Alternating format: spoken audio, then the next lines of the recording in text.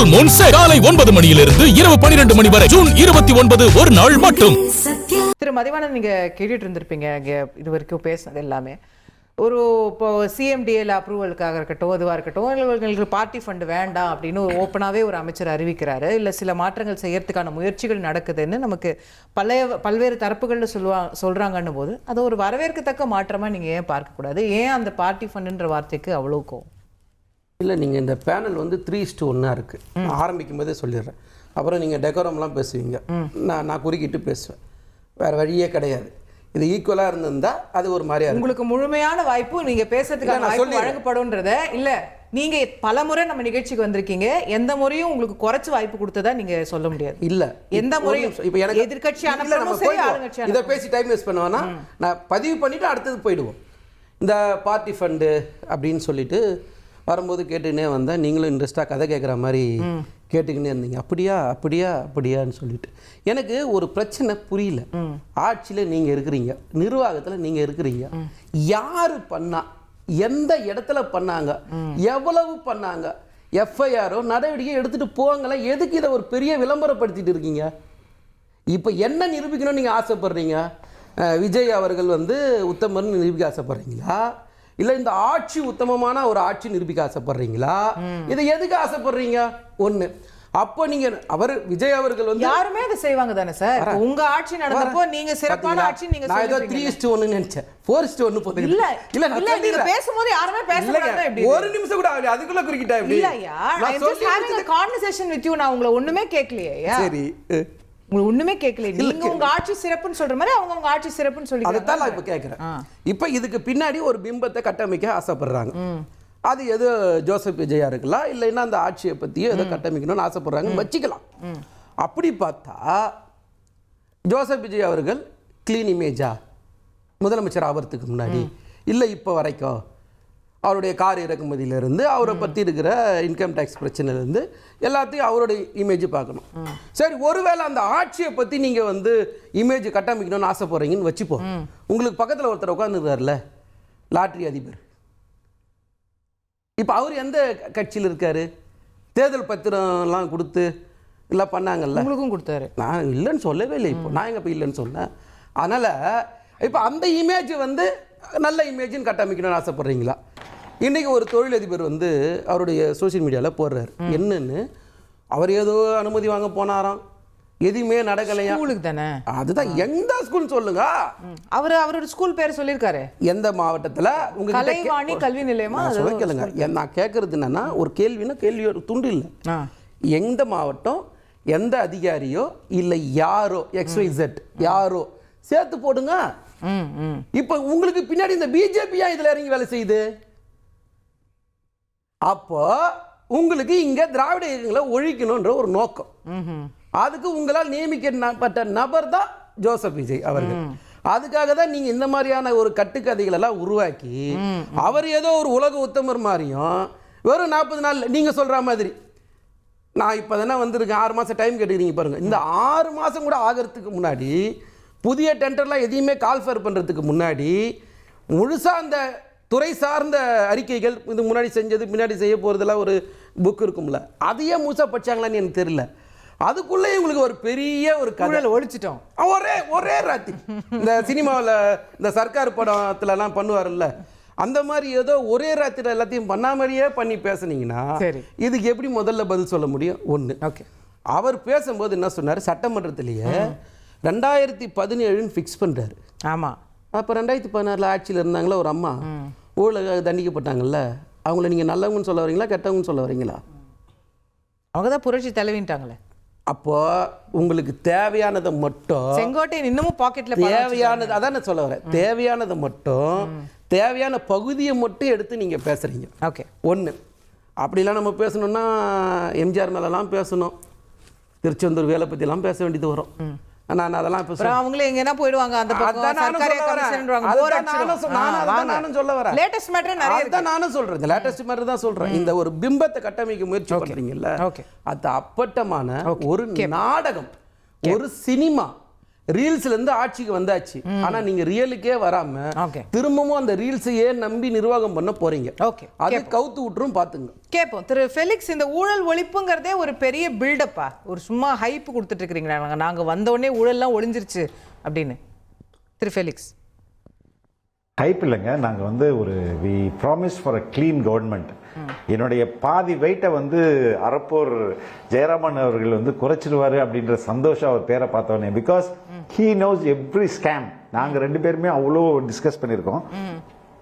See, it is not the new contract இனிமே வந்தாதான் party fund நிறுத்தணும் அப்படின்றது ஆல்ரெடி நிறுத்தியாச்சு. நான் சொல்றேன் என்னன்னா, இப்போ சிஎம்டி அப்ரூவலுக்கு முன்னாடி ஒரு ஸ்கொயர் ஃபீட்டுக்கு இவ்வளவுன்னு சொல்லிட்டு பார்ட்டி ஃபண்ட் வசூலிக்கப்பட்டது. அதே மாதிரி ஸ்கூலோடைய ரினிவலுக்கு பார்ட்டி ஃபண்ட் ஒழிக்கப்பட்டது. நீங்க சொன்னீங்க அந்த 300 பஸ். நான் முதல் தண்டி தீவுல ஐ திங்க் சுதந்திர தின விழாவுக்கு பேசும்போது சொன்னேன், இந்த கவர்மெண்ட் எப்படி யாருக்குமே தெரியாம இந்த மொத்த தமிழ்நாடு எம்டிசி டிரான்ஸ்போர்ட்டை வந்து பிரைவேட்டைஸ் ஆக்கியிருக்காங்க. இவங்களுக்கு யாரெல்லாம் எலக்ட்ரல் பாண்ட் அதிகமாக கொடுத்துருக்காங்களோ அவர்களுக்கு எப்படி இந்த கான்ட்ராக்ட் வந்து அவங்களுக்கு ஃபேவர் பண்ணியிருக்காங்க அப்படின்றத நம்ம பேசணும். அந்த அடிப்படையில் தனியாருக்கு போக வேண்டிய இந்த 300 பஸ் தான் 300 பஸ்ஸை தான் கேன்சல், பஸ்ஸை தான் கேன்சல் பண்ணியிருக்காங்க. இது எம்டிசி வாங்கக்கூடிய பஸ் கிடையாது. நல்லா புரிஞ்சுக்கோங்க, இது பிரைவேட் பிளேயர். அவருக்கு நம்ம ஒரு ஐ திங்க் ஒரு கிலோமீட்டருக்கு 900 ருபீஸோ 90 ருபீஸோ ஏதோ கொடுக்குறோம்னு நினைக்கிறேன். அவங்க அந்த அளவுக்கு இங்க வந்து தனியார் மயப்படுத்துறத ஸ்டாப் பண்றதுக்காக தான் இந்த திமுகவோட क्वेश्चन நீங்க வந்து செய்யறோம் அதை பத்தி பேசிட்டே இருக்கீங்க. அவர் முதல்ல நீங்க சரியா இருக்கீங்களான்னு கேக்குறாரு. உங்க அமைச்சரவையில இருக்கிறவங்க சரியா இருக்காங்களான்னு கேக்குறாரு. ஏன் 2017ன்னு ஒரு டைம்லைன் ஃபிக்ஸ் பண்றீங்கன்னு கேக்குறாரு. 2017 எந்த டைம்ல என்ன ஃபிக்ஸ் பண்றாங்க? எதுல இருந்து 2017 முதல் தானே முதலமைச்சர் பேசும்போது சொல்றாரு. 16 அதுக்கு முன்னாடி எல்லாம் சிறப்பான ஆட்சி நடந்த மாதிரில நீங்க சொல்றீங்கன்னு கேக்குறாரு. we will go by black and white. அதுதான் நான் வரேன். அதுக்கு முன்னாடி நீங்க குறிக்கிட்டீங்க ஒண்ணா நான் வரேன். ஓகே, இந்த 300 பஸ்ன்றது அகைன் ஒரு தனியார் முதலாளிக்கு ஹெவியா இன்ஃபிலேட்டட் ரேட் தான். அதுவும் அப்ப சர்ச்சையாக்கி அதை ஸ்டாப் பண்ணிருக்காங்க. டான்ஜெட் கோல ஸ்டாப் பண்ணிருக்காங்க. திரு ஜெயராமன் அவர்கள் சொல்றாரு கார்பரேஷன்ல எவ்வளவு டெண்டர் ஸ்டாப் ஆயிடுச்சு, அதே இந்த இருக்க கார்பரேஷன் கமிஷன் அதே மாதிரி டெண்டர் போட்டு தான் அவர் வந்து அப்ரூவ் பண்ணியிருந்தாரு. இப்ப அவரே தான் இந்த மாதிரி டெண்டர் போட தப்புன்னு ஒருத்தர் வந்து பதவி வேலையை விட்டு நீக்கிறாரு. சரியா? அதுக்கு அப்புறம் லீக்கேஜ் நம்ம ஒயிட் பேப்பரை ரொம்ப டீட்டெயிலா பேசணும்.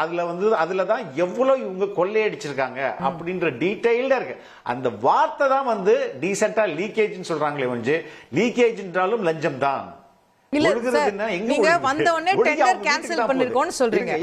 ஓகே, கேன்சல் பண்ணிருக்கீங்க. But my point is cancelling tender itself is not நீங்க வந்து ஊழல் சரியாயிடுச்சுன்றதுக்கான இது இல்ல. ஒரு டெண்டர் கேன்சல் ஆயிருக்கு.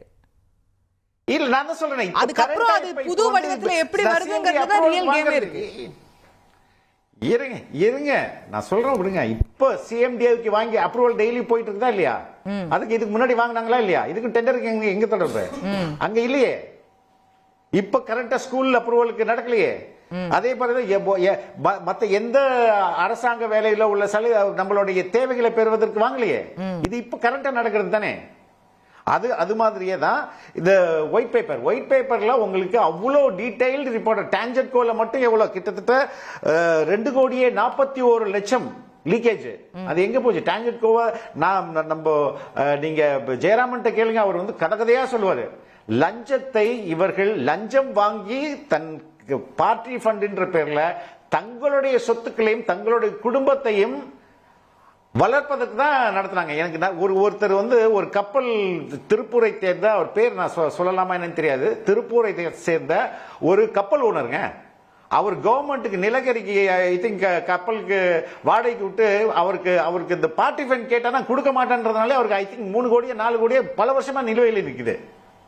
ஓகே, அப்படி ஒவ்வொருத்தரும் இந்த பார்ட்டி ஃபண்டால பல விதமா அஃபெக்ட் பண்ணிருக்காங்க.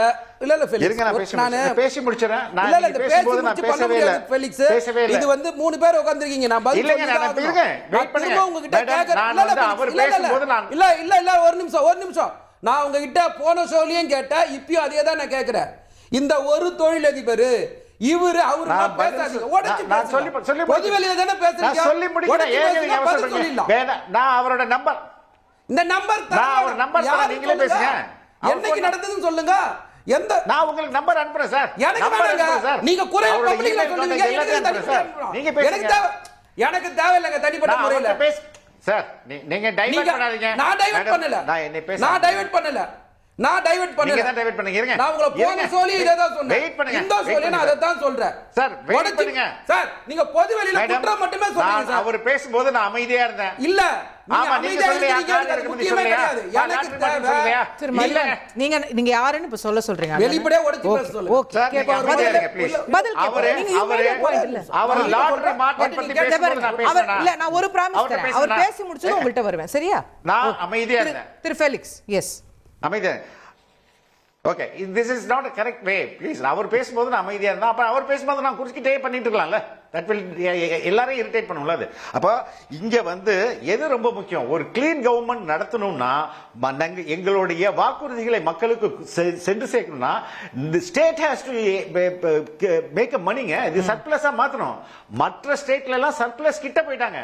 குஜராத்ல சர்ப்ளஸ் ஆயிடுச்சு, Maharashtra almost surplus, Karnataka almost surplus. நம்ம பயங்கர பின்தங்கி இருக்கிறோம். இதுக்கு காரணமே இந்த ஊழல் தான். இவர் வந்து கார் இறக்குமதி பத்தி கொஞ்சம் தயவு செய்து படிங்க சார்.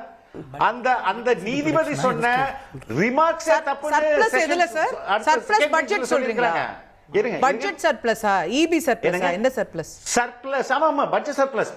பட்ஜெட்ல சர்ப்ளஸ். நம்மளுடைய இன்கமும் நம்மளுடைய மற்ற ஸ்டேட்டுகள் எல்லாம் வருமானமுக்கும் செலவுக்கும் ஆல்மோஸ்ட் ஈக்குவல் வந்திருக்காங்க. ஓகே. -1% இருக்காங்க. சரி. நம்ம 2.2% இருக்கோம். பலது 1% கம்மியா இருக்காங்க.